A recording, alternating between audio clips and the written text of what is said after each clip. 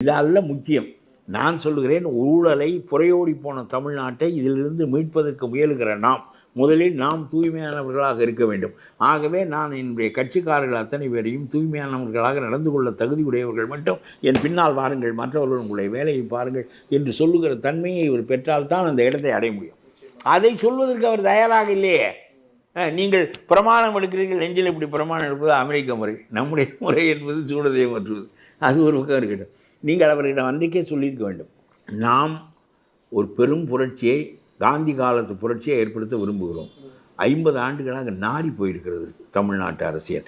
இவர்களுக்கு மாற்றாக நாம் அமைய வேண்டுமென்றால் இவர்களுக்கு வேற்றானவர்களாக நாம் இருக்க வேண்டும். இவர்களைப் போலவே நாமும் இவனோடு சேர்ந்து அவனோடு சேர்ந்து அதிகாரத்தை அடைவோம், 200 அடைவோம், 300 அடைவோம், நீ அடைய மாட்டாய் நான் அடைவேன் என்று சொல்வதெல்லாம் வெட்டி பேச்சு. இவையெல்லாம் வெறும் ஊகங்கள். இந்த பேச்சுக்களால் செய்தித்தாள்கள் நிரம்புகின்றன. செய்தித்தாள்களிலே